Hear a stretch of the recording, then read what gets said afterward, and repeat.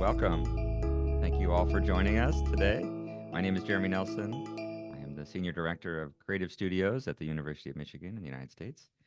Very excited to have you all join us today and hear from these great speakers. It's an exciting event. This is the Media and Learning and XR Eras, Accelerating XR Workflows with Artificial Intelligence.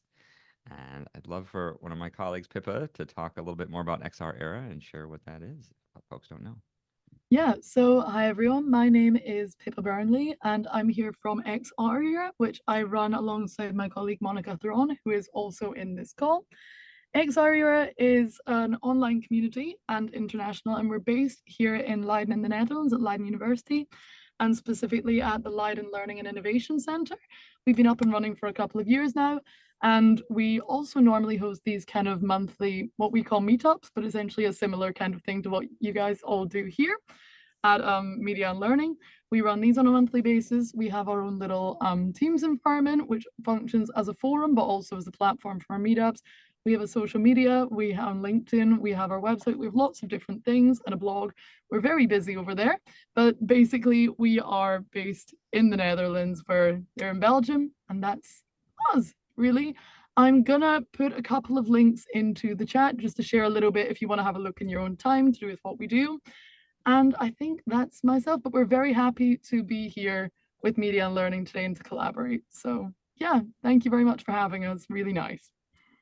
Thank you, Pippa. Yeah, it's a great group. If you haven't joined, lots of good information, great newsletter, good community there, for sure. Great. Well, just a couple reminders. This is being recorded, and so we will have this available later if other folks couldn't attend or you have to drop off soon. If you have any questions throughout, please put them in the chat. We'll have time for Q&A after the speakers. We do have a slight adjustment. One of our speakers wasn't able to attend today. Ruben had an expected outage, so we will have a little bit more time for discussion and questions at the end, I believe. But we have three great speakers today. Very excited to hear from Pete Stockley from Omnia Vocational School in Finland, talking about using generative AI to create content for XR experiences. We'll talk with Paul Melis from SURF. He'll be talking about a closer look at AI and machine learning technology and infrastructure for extended reality use cases. And then finally, we'll hear from Orestis Spyrou from Wageningen University Research, talking about exploring extended realities in education via means of GPT-powered AI agents. I'm very excited to hear about that. So first of all, we wanted to start with a couple poll questions to just get a baseline of where everyone's experience with and use of AI is. So if you wouldn't mind taking a couple minutes here and filling out these poll questions, and then we'll get started.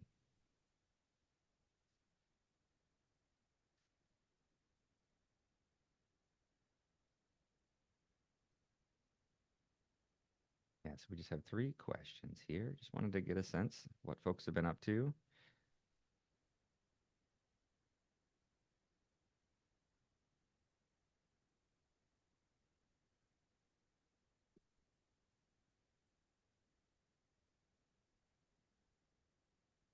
Yeah, it's been a mix at our institution. We're finding some people are really diving in. Others don't want to admit they're diving in, but they're using it. They don't know if it's approved or okay. So we're trying to work through some policy around when and where and how, especially some of these third-party tools. If they're free, they're not really free. They're consuming your data most likely. All right, looks like we got a couple more folks almost done, and then we will turn it over to Pete. And Jeremy, we can share the results with everyone, because I don't think other people can see it. Yes. Yeah, if we could share that one, probably me, it's one of the two. Yeah, so with the first question around how familiar are you? Pretty split between not familiar or somewhat moderately.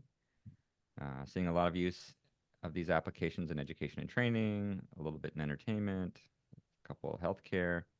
The biggest challenge is being technical limitations or complexities or lack of skilled professionals. Yep, we're seeing the same thing here. Pretty consistent there. If we didn't mind sharing that, we could probably finish up the poll now. And then if we wouldn't mind sharing that with folks in the chat, that'd be great. I'd love to turn it over to Pete. Wonderful. Thank you, Jeremy. It's a great pleasure to have the opportunity to talk in this XR era event.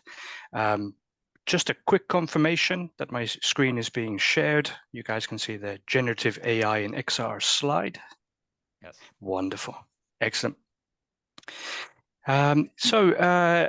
I work as a system specialist in learning systems in a vocational school in Finland.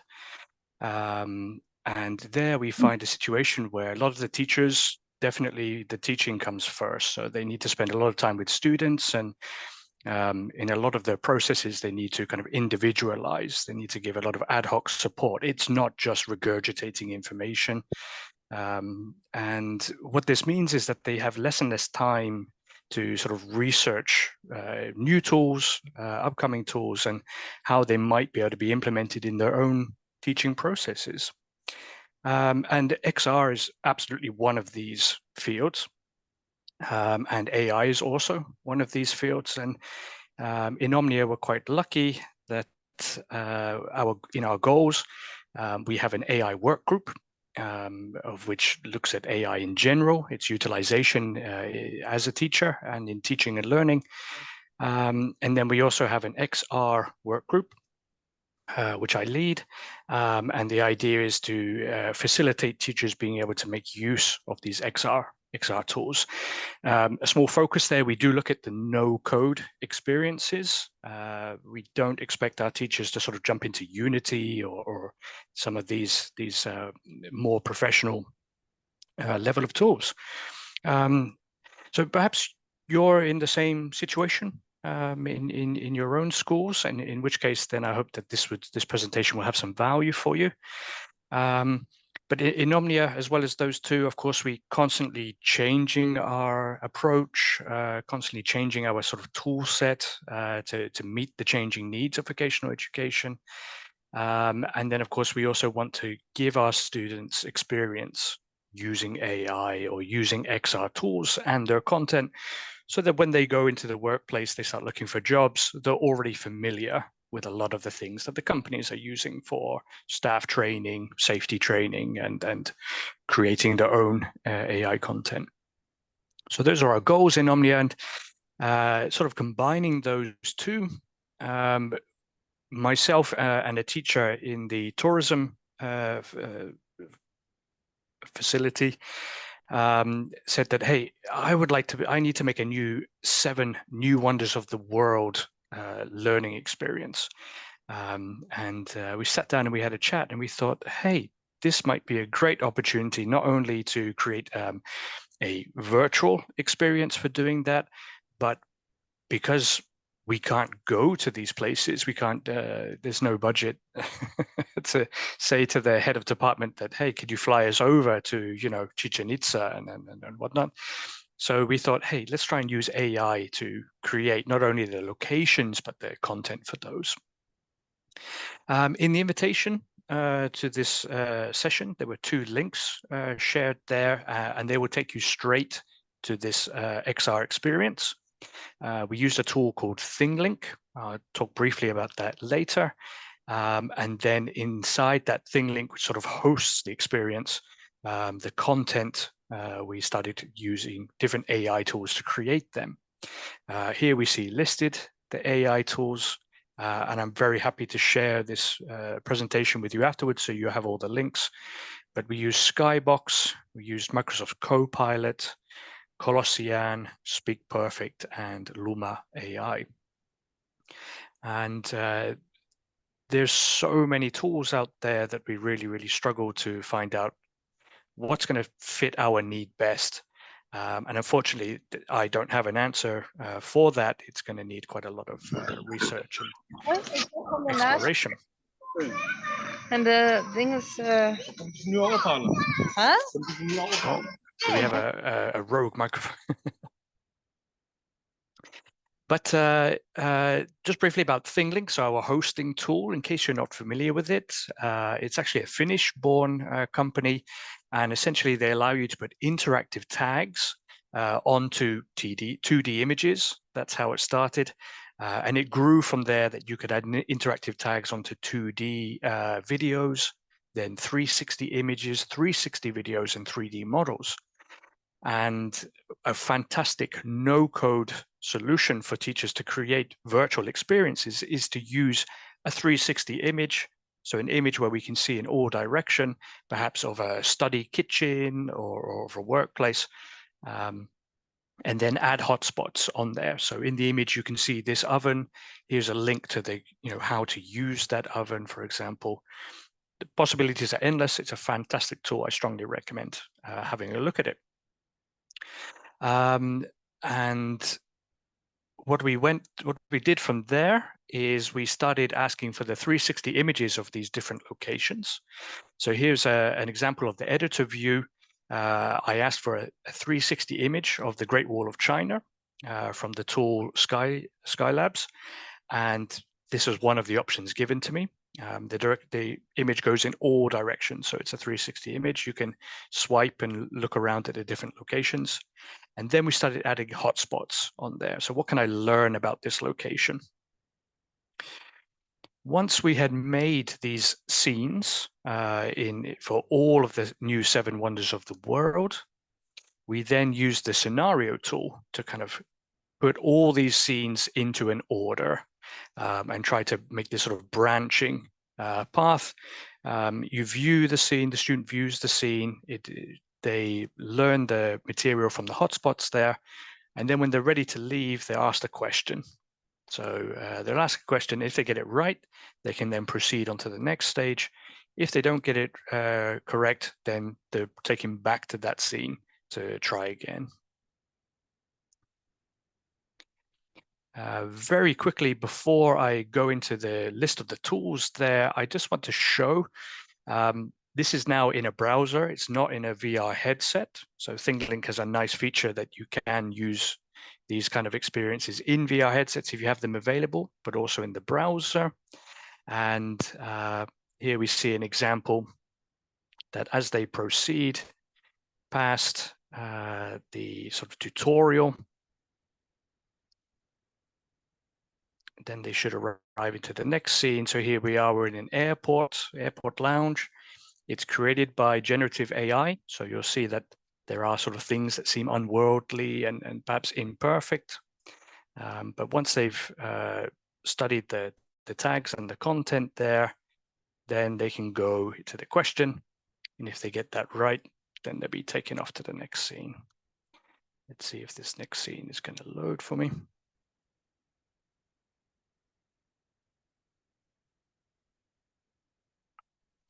And then here we can see that previously shown the Great Wall of China in its 360 image and in its sort of immersive context with the tags and the content around there.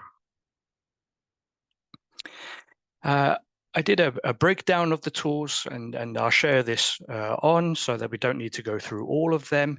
But as many of you, if you've looked into these generative AI tools, you'll know that there's almost always a free version, and there will be limits on that free version. And then there's a paid plan that gives you access to all the bells and whistles. What we've done for the purpose of Omnia is we're trying to make a database of these options so that other teachers can come in, find out the information that they want, what's the real added value of this kind of tool, and what's the language support for Finnish language, which is essential as a Finnish language school. Just a quick overview of the feedback that we got when we created this extended reality scenario. We need to give better guidance for new users, how to use the controllers. A lot of people get lost. Just selecting items in there is tricky for new people. We need to give more incentive to look in all directions of the 360 image. It's too easy just to put everything directly in front of the user. We need more scenes. We need to break it up. So a single image really doesn't do justice to these wonders of the world. So they've asked for more images and then more questions between looking at different images of the same location. And then we've asked to make a storyboarding method. This was all very ad hoc. There was a lot of conversation in there. Teachers would love to make their own, but they need a starting point. So we'll be working on a storyboarding method to allow teachers to make their own. And my final slide, the sort of AI, generative AI adoption takeaways that we've sort of learned from this, and we would strongly recommend, don't work alone, work with others, work with other teachers, get that immediate input on what's working and what's not. Every time you find a tool, try to discover its possibilities and its restrictions. Find that out as quick as you can, and do it hands-on if possible. There's a lot of lies, a lot of sales talk on these websites. Sorry. Test it with an authentic experience. Get your student feedback in there. Get your peer feedback, and really look at, is there value in using that tool? Have we saved time? Have we saved money? Are we creating a experience that's otherwise very difficult to find and do? Is it a safer experience? And then most importantly, share the knowledge. If anyone's aware of a international database that's sort of focused on education needs, that is documenting this kind of tool possibilities, we'd love to contribute and learn from those. But that's it on my behalf. Thank you very much, and happy to take questions towards the end later on. Thank you, Pete. This is great. We might have time for a question or two right now, if folks had any questions. Nothing I see in the chat. Okay, all right, we'll open it up after that. Thank you. And next up, we have Paul. Yeah, thank you very much. Let me see.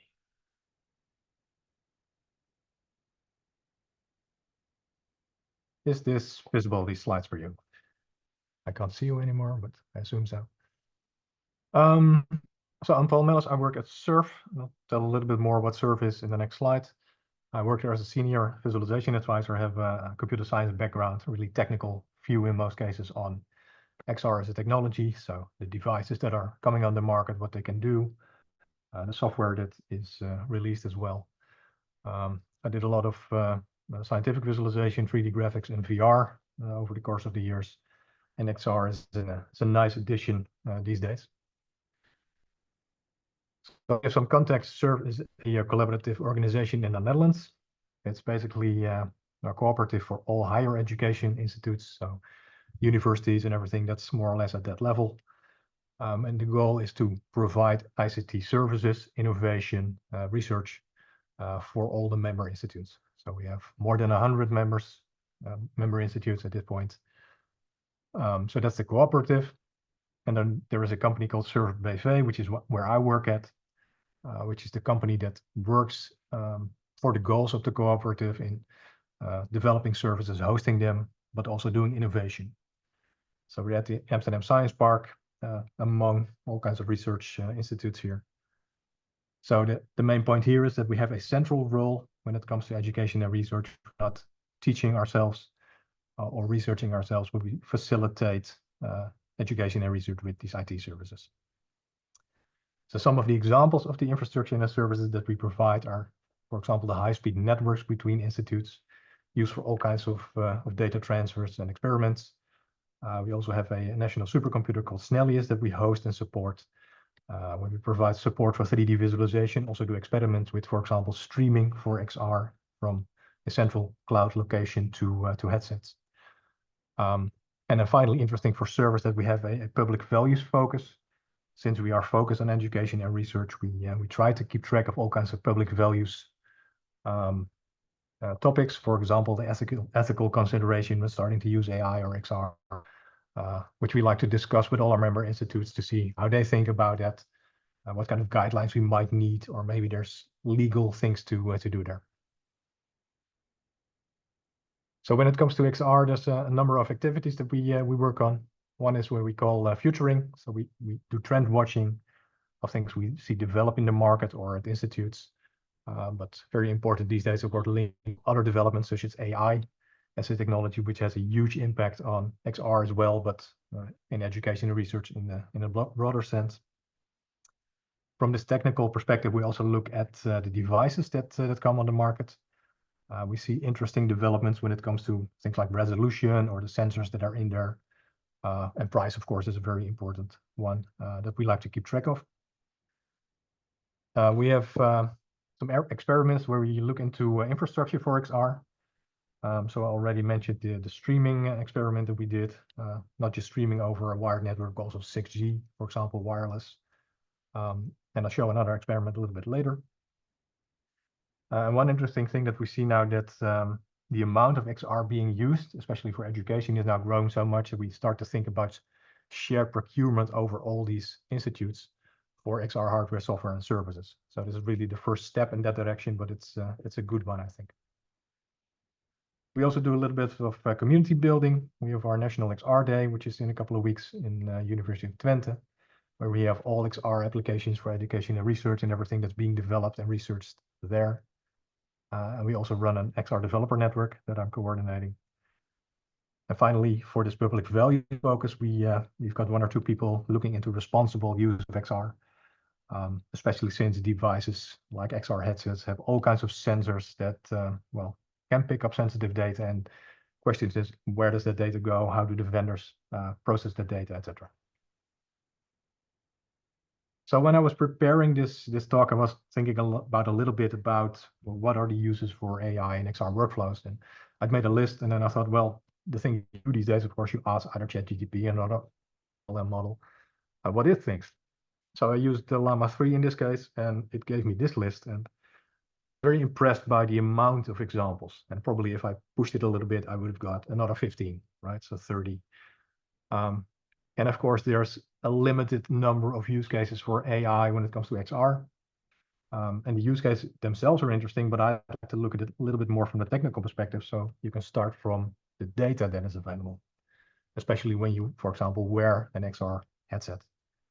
Right, there's all kinds of things that you can either get out of the sensors, for example, a spatial map of the environment that you're in.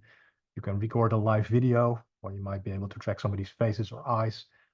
And each type of data you could put into an AI black box and get something out of it that is derived from it. For example, you say to the device, well, generate some code for me that makes a ball bounce or something, and then it generates the codes. The devices themselves are already using a lot of AI. Most of that is hidden because that's at the level of the operating system that the vendor has written. For example, for hand tracking on the HoloLens, we know that there's a lot of image-based AI going on there that they trained with synthetic data. They literally took renderings from the Blender game engine, the Blender animation package, used that to train hand tracking on the HoloLens, and that's integrated into the device. So for the vendors, doing AI workflow on devices is quite possible. They have access to everything. But as an end user, there's still some limits there. So one of those is, for example, just getting access to all these different types of data on the devices. On most devices these days, you can't get access to camera data. For example, the thing that you see through the pass-through camera. There's just a few. For example, the Lynx headset has access, the HoloLens in research mode. But that limits you really into what type of applications and workflows you can support. And even if you can get access to this data, the performance of processing that data might be too low, or you might get too much latency because you have to stream the data to somewhere else and get the answer back. And for a lot of, let's say, fundamental operations, the algorithms that we have available are not good enough yet. For example, image understanding is now starting to become interesting, where you literally can ask an AI model, well, what is shown in this image or in this video? Tell me how something relates to something else. Looking a little bit more into the local processing, so this is a bit of a performance thing, is what is possible these days on XR headsets or XR devices. So all of this data is there. You might want to process it locally instead of sending it to the cloud. For example, for reduced latency, because you do everything on the device instead of sending it over. You might want to have a standalone application that has no need for a network connection, or you might want to use a different model than is possible by what a vendor, for example, provides. And of course, again, the public values, privacy is mostly, but security is close to that as well. You might not want to send all kinds of data to, for example, Meta or OpenAI. So this local processing hopefully becomes more possible for all of these reasons. But one question there is it possible to what extent? So what are the uses of AI for extended reality workflows query that I showed at the beginning? I actually ran locally using a tool called Olama. And when I look a little bit into the technical details, I see that it uses more or less half of my GPU memory, so 6 gigabytes out of the 12. If I want to run the exact same model and workflow on, let's say, a Quest 3, that takes up almost all of the memory of the device. So there are some very superior limits when it comes to what you can do locally on such devices. Now, most modern standalone devices use a Qualcomm chipset. For example, all the Quest devices and a lot of the other vendors as well, except Apple. And Qualcomm is working on making all kinds of AI possibilities on their devices possible. So it's not really there yet. It seems to be mostly focused on computer vision type of tasks. So you take all the cameras that are in the headsets and do, for example, object detection or maybe tracking of some kind. But this is coming, which is really exciting because that opens up a lot of interesting possibilities. So preparing for these kinds of use cases, and also not just for XR, but for AI in general, we started at SURF what we call Wilma, which is a generative AI platform. This is developed and maintained by our machine learning team, which are really GPU and AI specialists. So the platform, the goal there is that we have a whole bunch of models, so the LLMs and all weights and basically everything that you need to run an AI model there. And we provide a very simple interface. So on the right, there's a small screenshot of the website. You pick one of these models, for example, an image generation model or an LLM that interacts with text. And then you activate that, and you can either use it through the command line on the screen, or you can use an API to use it over the network. But this makes it really interesting for end users. So our researchers and educators to experiment with these models. SURF hosts this whole platform and make sure that it keeps working, that these models are updated and the performance is good. Also provide the resources behind that because these are very compute and GPU intensive models in most cases. There's also options to integrate whatever model you want to run with all the other stuff that we have. So all our compute and cloud data facilities. And we can develop this platform in a direction that makes sense for us and not just a vendor, for example, like Meta. And one thing that we think is really important is this idea of digital sovereignty, so that we make sure that we, as education and research community, stay at least close to what the market is doing, so that we don't become very dependent on them. So here's a little example that we're working on in the scope of digital heritage. I don't have video, this is just some pictures to show the concept. So the idea is that we have, for example, a VR or a mixed reality environment where you have a number of 3D objects, which could be 3D scans of an artifact, for example. You pick up one of these objects using hand tracking, and then you ask a question using speech. For example, you say, well, what is the history of this artifact? And then by providing enough metadata, in this case for this object, which is attached basically to it, you get back either an image with some text description for this question, or we foresee also that you can ask, well, what other 3D models of what other artifacts are close to this object or for the same time period. So in this way, we want to experiment with a kind of education or research environment where you use XR and natural interaction to do things that you otherwise might do using Google or books behind your laptop, but to make it more natural and to get 3D interaction especially. So under the hood, so this is a little bit technical. This is where we use this Wilma platform. We've got the different types of data coming in. So the speech that generates, say, a prompt that goes into the LLM, which generates an answer which gets turned back into speech, but also this image to illustrate the answer. By the way, you don't need a platform like Wilma to do these kinds of things quickly. While preparing this talk, I stumbled upon Olama, which I thought was really interesting to show it. So this is an open source package basically that allows it very easily to download one of these LLMs, for example, Llama 3 from Meta. You run it locally, and then you get basically a whole API to ask it questions. So in the bottom in step 3, you can see that I asked it the question, is VR dead? And I use a little network tool called curl. And this way you can fairly easily integrate, for example, your XR application with this type of LLM, because you just send this query over to Ollama and you get back the answer, and you can then process that in your XR application. Yeah, and a finally interesting development we think is what's called GPTNL, is where a number of institutes, including SURF, has got funding to develop a Dutch large language model, really from scratch. So we both collect all the data, but do also all the training and the model development. And here, the main driver is, again, this digital sovereignty. So we want to make sure that we know as a community how to train these models, what is needed, but also make choices that might be different from what a commercial vendor would do, for example, in transparency or maybe the bias that is in the data or testing what an AI can do.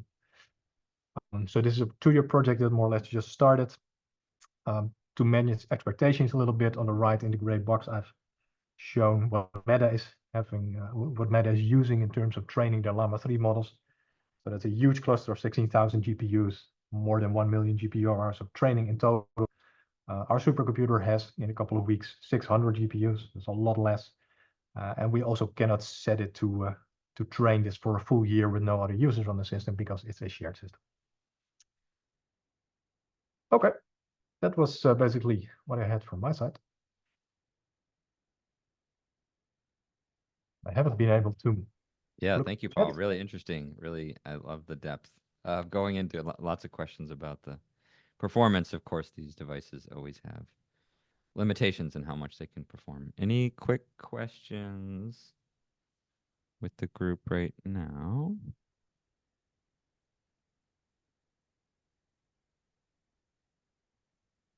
Okay, I have some questions. We'll go for the panel. Well, one question. Are you rolling this out to wider groups at this point, or is it still in kind of an R&D? The Wilma platform or something else? Just any of these tools you built, like, are you, yeah. So Wilma right now is accessible to Dutch resources, I believe. Okay. It's not open directly. And the proof of concept for the heritage, that's something we haven't shared yet. We're just trying to get a few people involved to open up the discussion. Where should this go? What is useful? Yes or no? But we will at some point definitely make it available. Great. All right. That was we had the same question, Hank. So that's good. Orestis. Hello, everybody. Hopefully you can hear me good and I don't have any lags because we are doing also some construction business here at the place I'm located, so it might be a little bit noisy. So I'm Spyrou Orestis. I'm a researcher, developer, and creative director at the Social Creative Technologies Lab at Wageningen University of the Netherlands. I would like to start my presentation a little bit differently by not sharing first my slides. I have over here an application that I would like to share with you. So you will have to wait a little bit so I can start podcasting and then share my screen so you can see what I can see through my eyes, my virtual eyes. This is the Oculus Quest 3, which is like a mixed reality headset, and it's now spreading all around the globe. Just give me 1 second.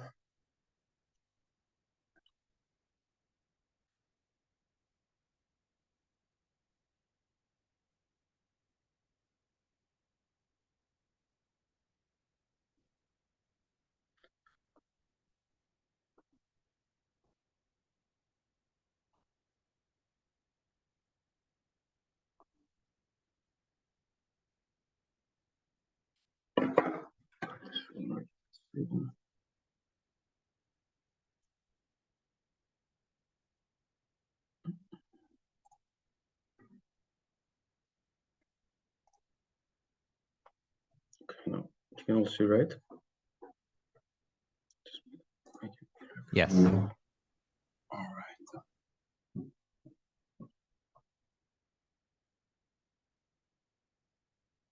right. Hey there. Hey there, Orestis. Can you hear me? Hey there. Hey there, can you hear me? Yeah, We can hear you. Yeah, for sure you can hear me. The thing is that you cannot hear the actual here. Yeah, I had it on the. Hey there, can you hear me?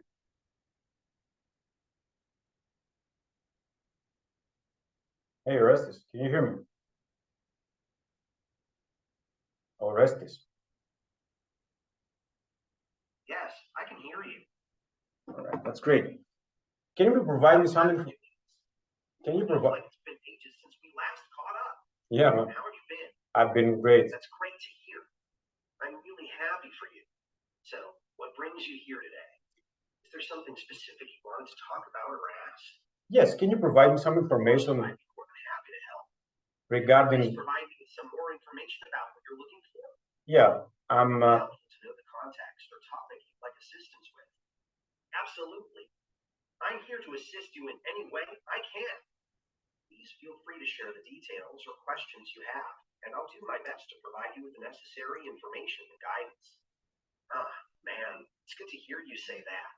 I'm feeling pretty great myself. Okay. Life is good, you know. Can I ask you? Enjoying the journey, taking things one day at a time. Can you please stop? So, what can I do for you? Any particular topic or question you'd like to explore? Yes, I would like to dive into the subject of digital twins. He keeps a sly smile as he moves in closer to Orestis. Can you please provide me information regarding digital twins for agriculture?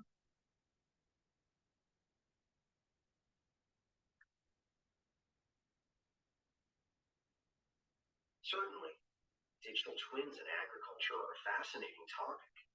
They're virtual replicas of physical objects or systems, such as tractors, fields, or even entire farms.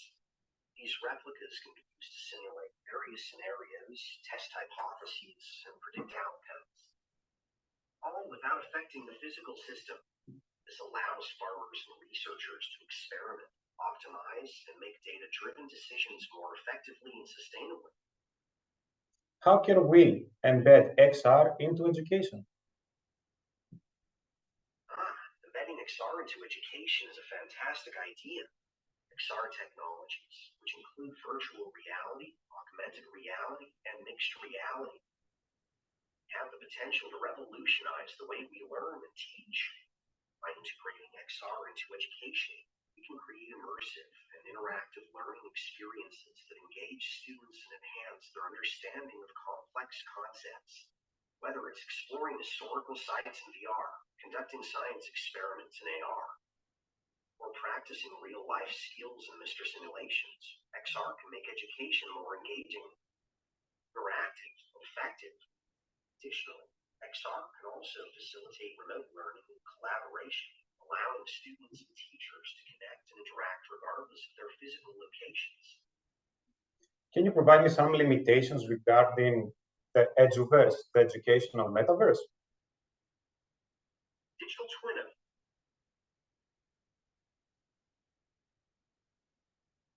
Can you provide me information regarding the eduverse, educational metaverse? Certainly. While the educational metaverse offers numerous benefits, there are also some limitations and challenges to consider.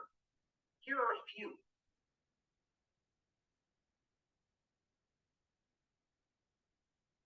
Yes, tell me. Oh, I apologize for the confusion. It seems there was a misunderstanding. I am an extended realities researcher, not an expert in adverse aspects of the education. All right.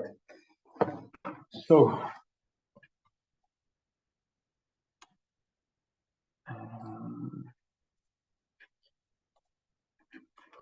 hopefully you could all hear the answers from the avatar.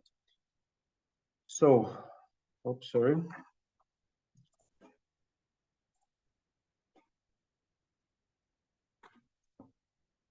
All right.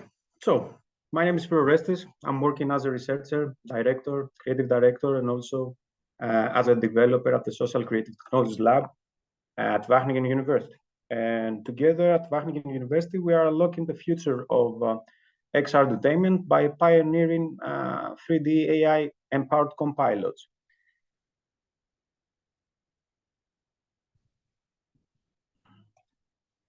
Recently, more and more universities are researching the next generation of internet, immersive technologies, as well the future of eduverse, the educational metaverse. One small example, it's the University of Oklahoma, which has made already a meta campus that will allow to students, to the next generation of students, to immerse themselves inside the university and have like more hands-on practicals and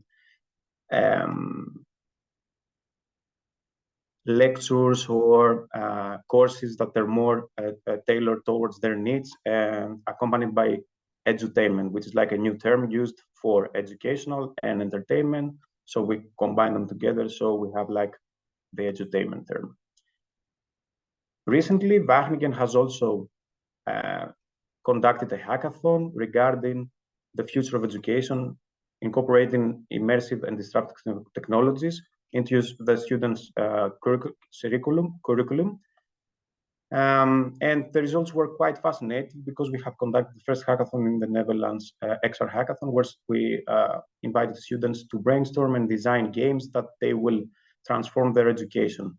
So the feedback was positive from the students, and they were like pretty enthusiastic regarding the future of education and how we can incorporate this new type of technologies into the educational sector, leveraging the power of having of these technologies for tailored learning. So what was the app about? The app's name is called the DJ Broer. In Dutch, the Broer means the brother. So I made my virtual representation of myself, so I can have him as a co-pilot, and I can learn a few things. I can learn a few things regarding all the questions that I am addressing to the avatar.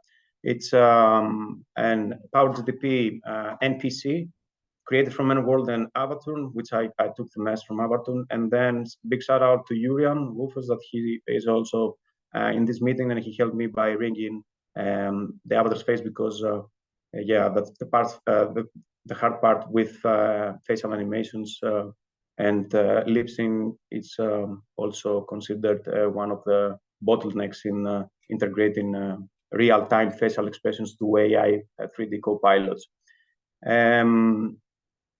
The purpose of developing this app is to have an educator that is available 24/7.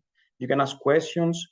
You can add also spatial awareness later to a later developed app. So you can have the app wherever you want, and you can ask questions regarding books, regarding plants, regarding history, regarding art, regarding the things that you would like to learn, and you cannot learn by reading a book. So it's more intuitive the way that you learn. You have a narrative character, and you have a co-pilot that you can ask whatever you want.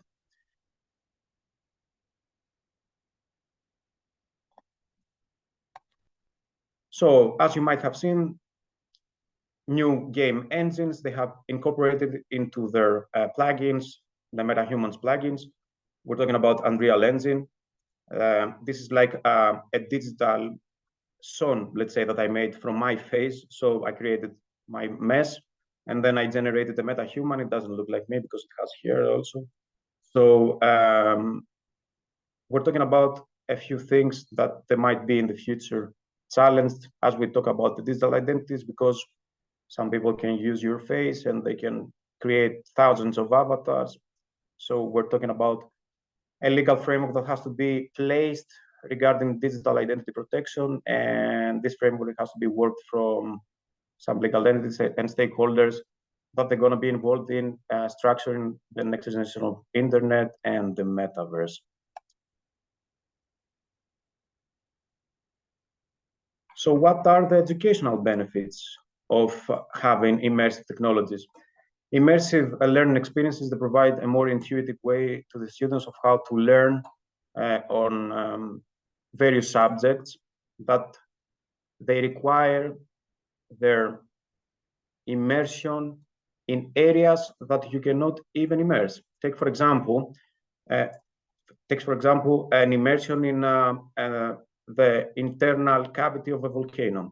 This is an impossible journey. You cannot take 50 students to the cavity of a volcano. So if you have like an immersive experience that can teach students about volcanoes or the space or growing mushrooms or the health of the aquatic metaverse, that would be the next generation of learning, and we are working on that on Wageningen University. The educational benefits of having an AI avatar is that you have personalized education through your custom-made avatar, and you have increased engagement and interactivity with this type of new immersive technologies.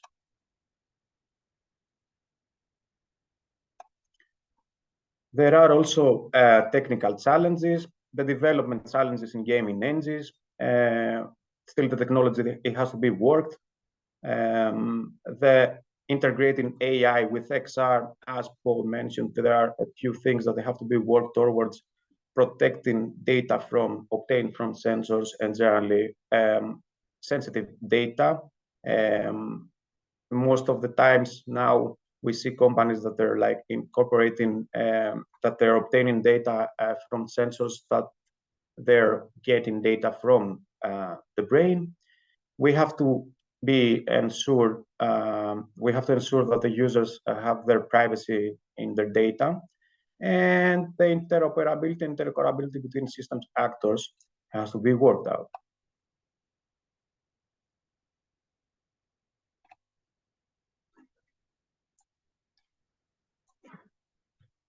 As you might see in the videos, those are text prompt generated 3D worlds from Skybox, and they can be used also in an educational setting. Imagine that you have a virtual educator inside an environment that it has olive trees, and it can tell you about the health benefits of olive oil and the polyphenols that olive oil can provide, and the good benefits that polyphenols can provide to the end user. So yeah, you can follow us in the Social Creative Technologies Lab, and you can contact us. We are open for collaboration and developing immersive experiences, as well the future of the internet. Thank you. If you have any questions, I'm here to ask. Thank you, Orestis. That's great. Really interesting. Made me smile with some of those reactions. I've known many people that are very chatty like that too, so that was realistic. A couple questions, it looks like, in the chat. What did the reliability and trust levels next to the avatar relate to? The reliability. The avatar is in the alpha version, so we still have to work on that. Also, the internet connection sometimes is not so good, so that's why you have seen that it was laggy a little bit. Yeah, for sure, it has to be a legal framework that has to be worked out. For sure, we're talking about the virtual representation of someone, so we're talking about the digital identity of the educator. So we have to find a way that we can secure the digital identity, and we have like an infrastructure that will secure our virtual representation, because in the next couple of years, we'll have the metaverse, so everything has to be secured. And so the reliability and trust are more like that it's hearing you correctly, or that it's there were two little, we saw little dots that said reliability green or trust green. Yeah, those are probably from the inward SDK. So probably it has to do with how you tune the avatar to respond. Okay. Interesting. Great.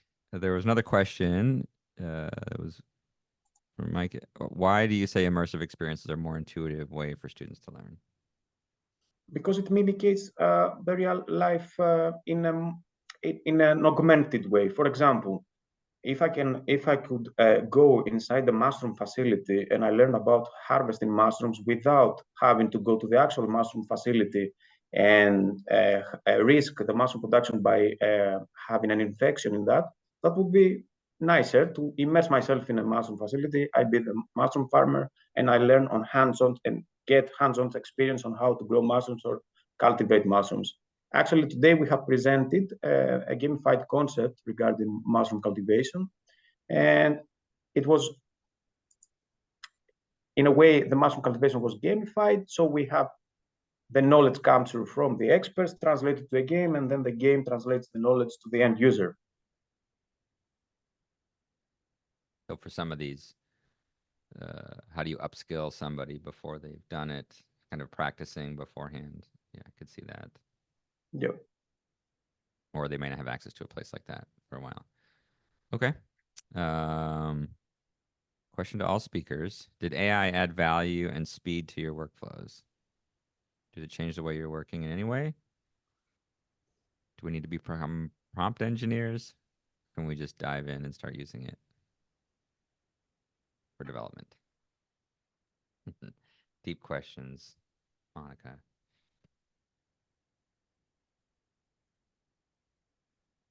If I can have a crack first. Go ahead. Yeah. So absolutely, there's definite value. But like any sort of testing and research phase, you've got to be prepared to put time in, and you're going to reach some dead ends. You're going to find some tools that just don't give you what you want, but you won't know that until you try it out, or you've heard from trusted sources that this is a great tool for doing A, B, and C. But in the example that I gave there, the teacher knows about these. She studied geography, she studied the history of the places. So she doesn't need to write any of the text or any of the information that's being provided. The student, she prompt for it, and then she just proofreads. And it's, quick scanning through that it's correct. And so there's time saving there. Absolutely. And I suppose that sort of, as Orestis said, the opportunity to make the impossible experienceable, whether it's sort of very micro level, being inside a blood cell, the macro level, visiting other planets, or even just things that are generally not safe. The volcano interior was a good example. So I would say yes.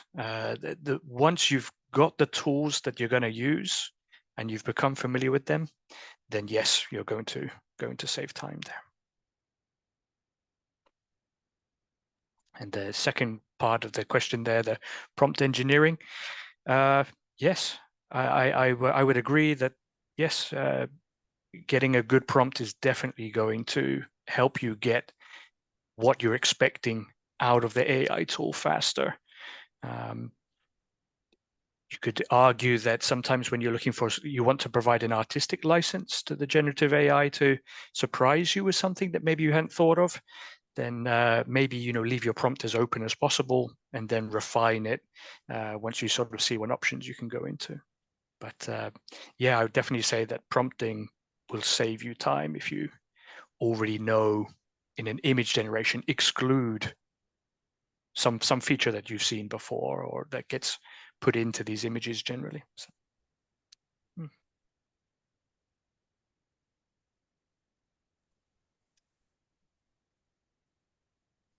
Paul or Orestis? Yeah, like Paul, would you like to go ahead? Yeah, so I haven't had extensive experience with AI tooling, but at some point I gave up, basically. It's too much work to get the prompt correct to what you want out, and you just do a different route, maybe classical 3D modeling or something like that. So for me, it's just too early at this point. I occasionally, a couple of months later, try another tool and then say, well, it's a little bit better, but still not good enough. So for me, that threshold, it's not there yet, but that will be a personal thing as well, right? There's so many developments and it's so quick, and at some point I think we will all be surprised by what is possible in a year's time. But for me now, right now, it's not. Yeah, I have incorporated also AI in my workflow. I'm using it. Regarding prompt engineering, in most of the cases, like for example, Skybox, you can use their guidelines on how to correct a correct prompt, and then you can use also ChatGPT to ask questions regarding make me a correct prompt based on this prompt requirement. So yeah, you can tune the prompt based on their AI model, so you can have like an ultimate end result. I think that it speed up my process and also my brainstorming process. I'm trying not to use it so much because otherwise my brain gets lazy. But regarding having a more intuitive conversation with a tutor that I can speak out, even not only for questions related to education, but generally, one time you might feel lonely and it's like 4 o'clock at night and you want to talk with someone. Why not talking to someone that it's not going to judge you for whatever you say to him or her? Not yet. Yeah, not yet, not yet. But it's getting there. The other has like artificial memory, so it can grasp information from previous conversations. So yeah. Interesting. I see another question here from Thomas. This is for Orestis, by the way. You've now implemented the virtual avatar in a VR experience, but what uses potential do you see for implementation into AR, MR experiences? Where can it react to things you see and hear in the real world? Yeah, actually, this wasn't a virtual reality experience. It was a mixed reality experience because you had complete awareness of your surroundings. So, for example, yeah, if you interpret machine vision or the next GDP on the avatar, then it might have spatial awareness. So you might have like image recognition, or like you can have the avatar in a mixed reality settings, and you can go and you can ask also questions regarding diseases of plants in a greenhouse, for example. Nice. Pete, back to your presentation. You talked about Copilot, right? Is it Microsoft Copilot, or are you using that as a more generic phrase for your AI assistant? No, we're Microsoft School, so we had access to the Copilot and used exactly that tool. And you've worked through all the legal data protection enterprise agreements to make that happen. Yes. Yeah, definitely. So we have in our IT department, they go through all those aspects for us, and sort of give the green light that can we use it, can we not use it. And then slightly related to that, perhaps if people are in other schools where they may not have access to it yet, it may be available, but it's not sort of switched on or made available there. In Omnia, that it might work for you guys as well. We try to avoid this dark IT that people will. There's no point in putting the fence. People are going to go around the fence, regardless of what you do. So, urge your IT department, if they have locked you out of it, sort of to say, I'm going to use it, but what sort of GDPR, what sort of data usage, what sort of accessibility features, what should I be aware of? What is it that I should be prepared to accept before I kind of go out of this gated community that they've made for you? Leaving the farmstead, going out into the Wild West kind of thing. Yes, the shadow. We call it shadow IT. Yes, it happens. I sometimes feel like the AI police, but I don't mean to be. But I'm like, you're using Grammarly. The free version is consuming all your data. They don't think it's. And what we're seeing now is some tools. We use Asana and Slack and things, and they're adding AI after we've already had agreements signed with them. And so making sure the IT department has the right protections or opt-outs or don't train on my data settings enabled.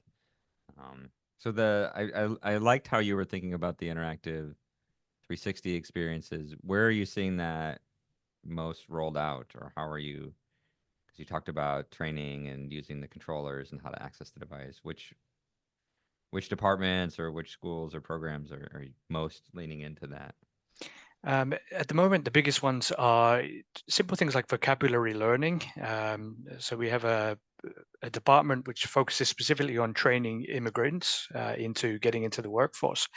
And the Finnish language, it's a tricky one. So a lot of time is spent on that. And it's just providing a sort of authentic looking location so that, and then tagging everything you see. One lovely example was just a cleaning cupboard in a kitchen. Right, all the items there, what are they? And many of the people that, if they have a background in that field already, they know what they are. They just need to know what it is in Finnish. And then the more sort of authentic it looks, then the more they can kind of immerse into that. Or when they find themselves in that workplace, then, you know, it looks the same as what the one I've seen before. So language learning is definitely a big one. Tourism and the hospitality fits it very nicely. The same teacher made an example using Google Earth. Students work in pairs. One of them is this kind of tour bus driver. So they go into the street view and they're kind of driving this bus down the roads. And the other students on the side saying, you know, on your right, you will now see, et cetera, et cetera, et cetera. And the whole screen is being shared for the classroom. Oh, cool. Yeah, but they are very good fits, but many construction for the safety aspect, you know, this kind of personal elevators, that's been a success as well. We teach driving large trucks, but we have students that don't yet have their driver's license. So a virtual opportunity saves on petrol and gives them an experience that they can't have just yet. I just on the top of my head, those are some of the bigger ones. Yeah, no, driving has always intrigued me as one that could be the most beneficial for younger drivers, for sure. And just to confirm that the virtual is never meant to fully replace any of these learning experiences. It's just meant to decrease the amount of resources needed to provide the authentic times. The student has to get into a truck or at some point, you know. Yeah, no, I equate it similar to like pilots, right? They do flight simulators and things like that. There's one more question for you, Pete. In your overview, you talked about using Luma.ai. Where did you use that, or how did you use that in your application? Sure. So we used it just to provide, to create 3D models of either those 7 wonders of the world or things that you might find there. So for the Great Wall of China, you know, a smaller model of the Great Wall of China. When you, at the end of it, when you kind of get back to the airport after your world tour, just a suitcase. We tried to make a Finnair branded airplane, the Finnish airline, just to see how well it might sort of incorporate text or things like that. We used it for things that we couldn't find otherwise, or it was impossible for us to make a scan of something, or we couldn't make a scan of the Taj Mahal. We couldn't find an authentic 3D model of it. So we just said to Luma AI, can you make us one, and provided some nice options. So no specific use case, very general things. Yeah. And not doing Gaussian splatting or anything at this point. Nothing. Just yeah, we were playing with that a little bit recently. It's pretty crazy. Wonderful. I'll have to check that out. Yeah, it's pretty wild. Just walking down the street, we tried it. Well, Paul, really interesting infrastructure or technology related use cases. What sort of infrastructure was required? Was it all running kind of locally? Did you do cloud-based infrastructure? I saw, you know, some of it sounded like you had a computer with a decent GPU or the headset itself. What were some of those big challenges, or what do you need to get started? Unfortunately, for most AI that you want to run locally, you need a fairly decent GPU these days. And it's not just performance, it's also memory. And these models can be very big, and 10, 20, 30 gigabytes is no exception. So even for me at home, I have a fairly good system. It's just very limited with what I can do. And it's a real shame, I think, because that means that you either need to go to a cloud provider and rent a machine there, or you need a facility like Earth provides. So that also limits what you can do and how much it will cost to experiment with these kinds of models. So hopefully with this Wilma initiative, we lower that barrier a little bit. So we provide the facility and the resources, and then people can experiment more easily than having to set it up all by themselves and manage it, which is one of the goals there. Yeah, and then when it comes to the models, couple of months ago, when you really started to experiment with all these AI models coming out being open sourced, you had pages and pages of instructions with Python and PyTorch and whatever you needed to configure to make it work. But now there is something like this Olama package which makes it with 3 commands, you just have it. And hopefully that will keep continuing to be easier and easier because it opens up so many possibilities that are untried at this point, I would say. No. Yes, yeah, it's a deep. We've been exploring some of the cloud-based solutions, but we just got some new development machines. So we had some a little bit older machines with powerful GPUs, so we're going to repurpose those to do some experiments because the cost of running in the cloud gets out of hand really fast. I think the only one winning there is NVIDIA, right? They're winning. They and running make a away. buck on any use of AI these days. It's amazing. For sure. Well, going back to the poll, open it up maybe to the audience a little bit. We saw there were a couple folks that were moderately familiar or very familiar, things that folks have tried in their own schools or things that you wanted to share that you've had success with at your institution or things you're going to try soon. Maybe in the chat, or I don't mind folks opening up their mic and sharing. You want to engage?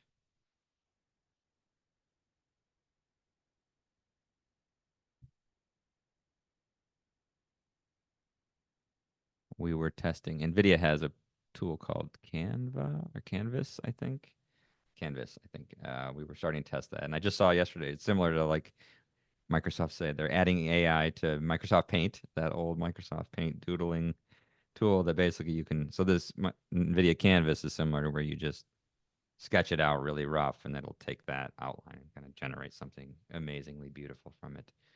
So you can get your sense of stick drawing. Like I'm not good at this, but drawing and artists, that's why I hire our artists and our students that do the real modeling, but can get you closer to iterating. I think you tested Nair, I see a Miro, but what's that one? Oh.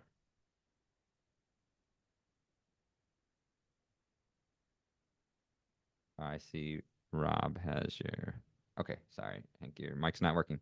Rob, go ahead. Hi, thanks everybody for that presentation. It was very interesting.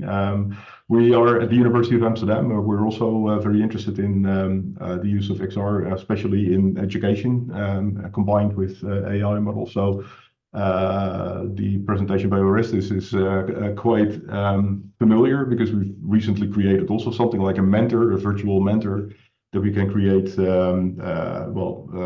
by prompting as a sort of a teacher in a specific kind of context.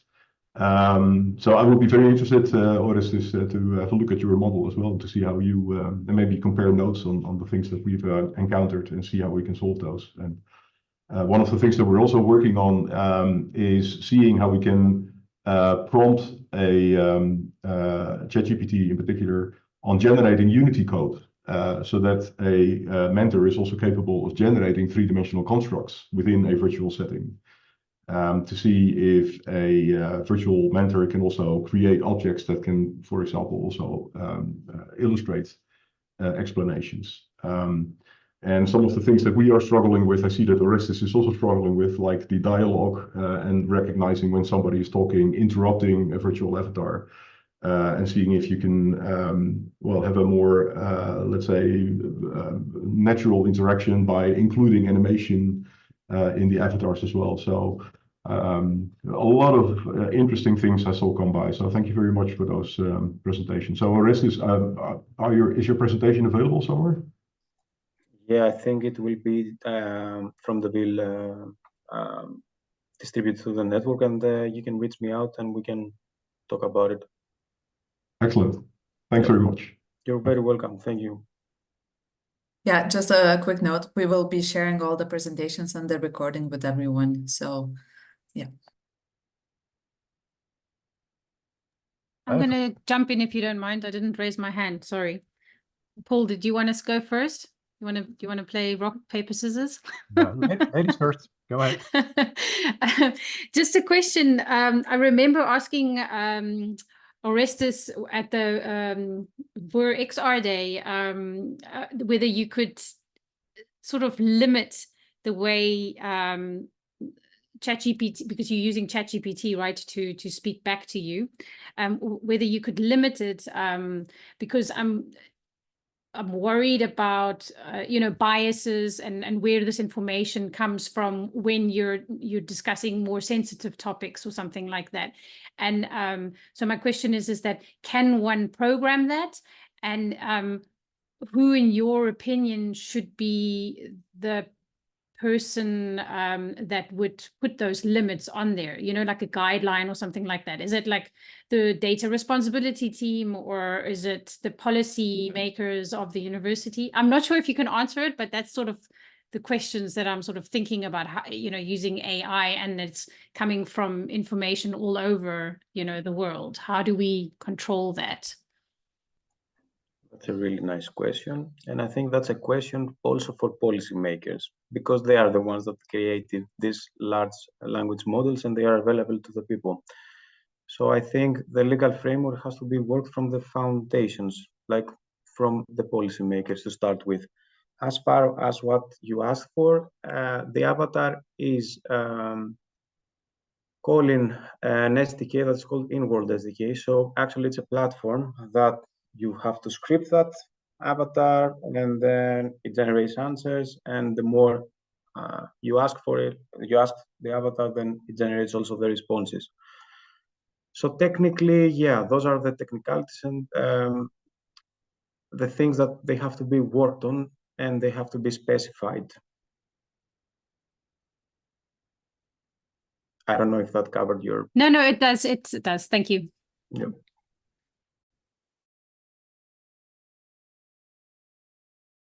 Shall I ask my question then? I was looking at the poll results, specifically the third question, biggest challenge in adopting AI within XR workflows. Nobody answered uncertainty about benefits or return on investment. And that makes me wonder, is that because of the first two answers that you say, well, we just don't have the experience, so we can't tell, or we really do not doubt that it will be beneficial when we get it working?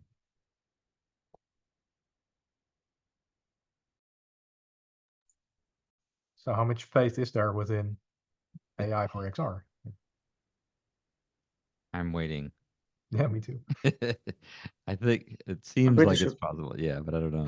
Can I answer? Yeah. I don't know if I can answer that. Sure. Yeah. So you have seen the example of the autonomous agent that called Davis. Imagine if you can augment Davis and you can have him as your personal assistant. This will leverage the power of these immersive technologies for people that they have also some problems with motion. And they are developers, they have their creative minds, but they cannot work due to, let's say, functionality of their limbs or like their general health. So imagine if they can visualize also their personal assistant performing the tasks for them, and they can have a more intuitive, let's say, connection with their computer. So I think it will bring a return of invest for them, because it will give them the essentials. If they can work by text prompting and seeing what the augmented AI personal assistant can do on their laptop, then yeah, I'm pretty sure it can make them entrepreneurs by text prompting also.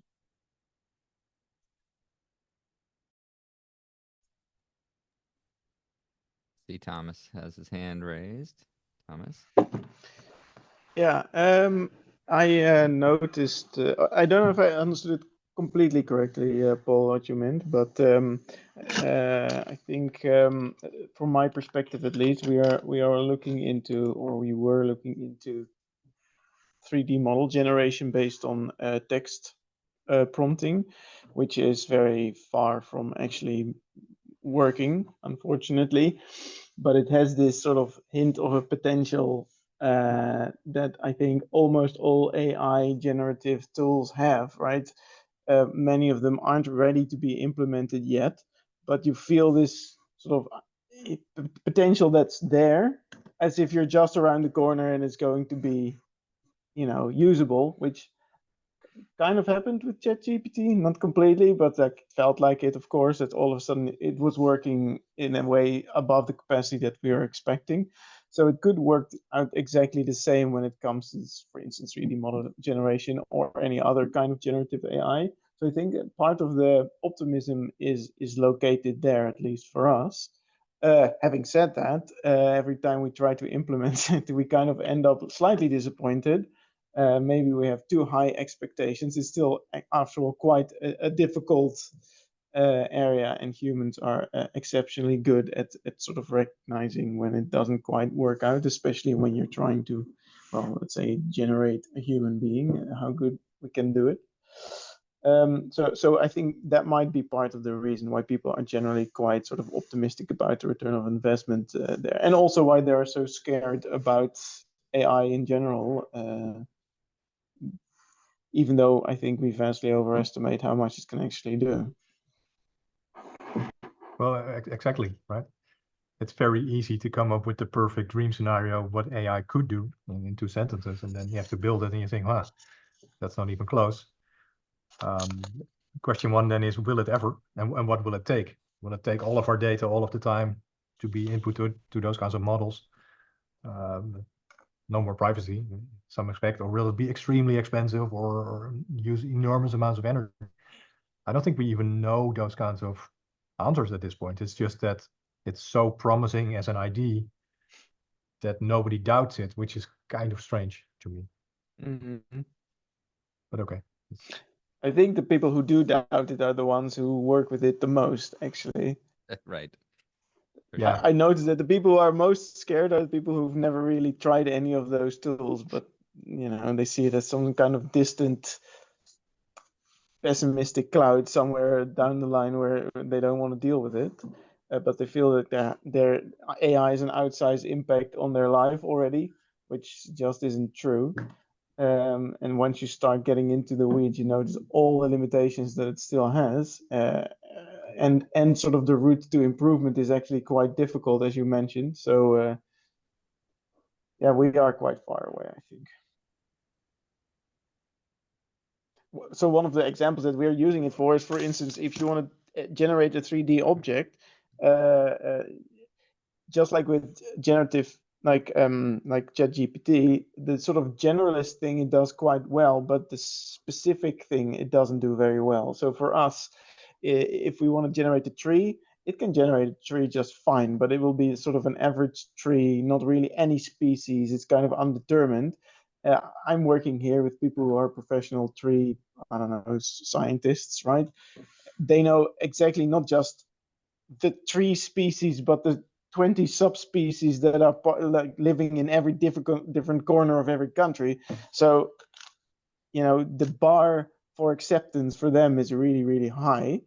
I suppose if we sort of make a large training data set of one type of tree and feed it to an algorithm, it might actually get quite good at generating that specific tree, but that kind of showcases also what the sort of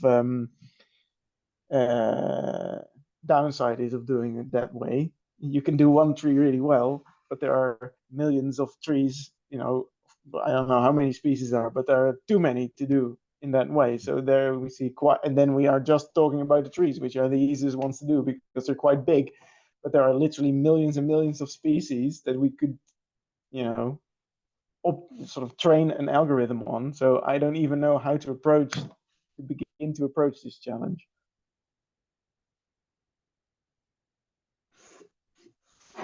If I may. Yeah, go ahead. Go, Pete. Yes. Yeah, this reminds me back in my studies in hospitality, and it's all about the how to calculate value. And in my head is always the analogy of working in a hotel, right? And it's sort of where the human element comes. If you want to calculate value, it's the difference between the expectations and the reality, what you actually get from it. And if you imagine someone came to a hotel and said, you know, I heard that this chef does the best lasagna ever, right? I bet he does a good bolognese as well. But your expectations aren't going to meet the reality. This chef doesn't make bolognese, he makes lasagna. So if you make a tool that makes trees push the expectation, I'm going to give you a huge range of generic trees so that when your end users use it, they know what to expect. The reality meets those expectations and they're getting value. But if you say, oh, I want to make an oak tree, or I'm going to have a birch tree, you've got to provide that. set those expectations that, hey, you know, version 0.3 now has oak trees, so that your end users will say, hey, I can look for an oak tree and I'm going to find that. So if you try and make every possibility happy, the expectations are going to be too high, and you're never going to get it. And the reality will never meet those expectations. And same if you aim too low as well. You know that if you can't get even a basic tree right, and people expect for a basic generic tree, then those realities won't ever be met either. So, and when Thomas was talking about, you know, how do we see that, do we get the value or not? Perhaps we all have very different expectations from what we're actually going to get from it. Maybe some of us haven't used it enough to actually have a realistic expectation, and therefore, without a expectation, a reality can never meet that expectation that doesn't exist. And then it was mentioned that those who have been using AI in other things, we have expectations now, and then we'll know whether a tool meets that or not, and therefore is value being provided or not. But perhaps in Thomas's case, start guiding, start telling people what to expect, and then you'll know that you can provide them value, perhaps. Thomas, go ahead. Yeah. That's interesting. That's an interesting response, because you know, what has the most value when you look at trees are, of course, commercially interested in species, right? So you'll end up with apple trees or pear trees, or in the case of sort of, we have a project about a harvesting robot, and it's about harvesting tomatoes. And I can tell you there are about 40 different projects around harvesting tomatoes, and there are almost no robots for harvesting cauliflower. That's because tomatoes are much more valuable, right? So everyone's going for the high value crop. The problem is that there is this problem. But an interesting challenge around that is that I'm not so worried about the crops or trees that have a good value for humans, because there is money to work on that problem. I'm more interested in all the other ones that aren't commercially very interesting. And of course, value isn't only, you know, monetary value, but that is already automatically a much more difficult sort of story to convince people with, because, well, if it earns you money, then most people stop asking questions and sort of get on board quite quickly. And so I can see something like this, like especially if anything, all these generative AI programs are sort of being developed by commercial companies, is, you know, if we are too focused on a return on investment, then we'll sort of start training these algorithms towards things that will actually provide the biggest results, and that's, I don't know if that's even the best thing for society or for science or for research or for teaching.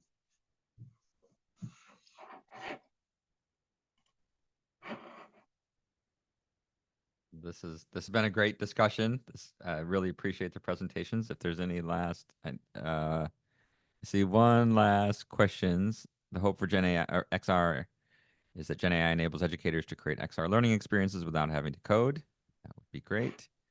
Do you think it might be possible in the future, for instance, that to create an effective VR environment where students can learn a foreign language? I think there's hope. Yeah. I think we're not there yet.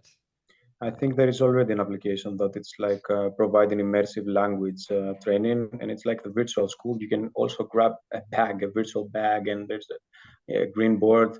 And yeah, in the future, I think it will be possible to have like this type of lessons in the virtual environment. What I think and what I believe.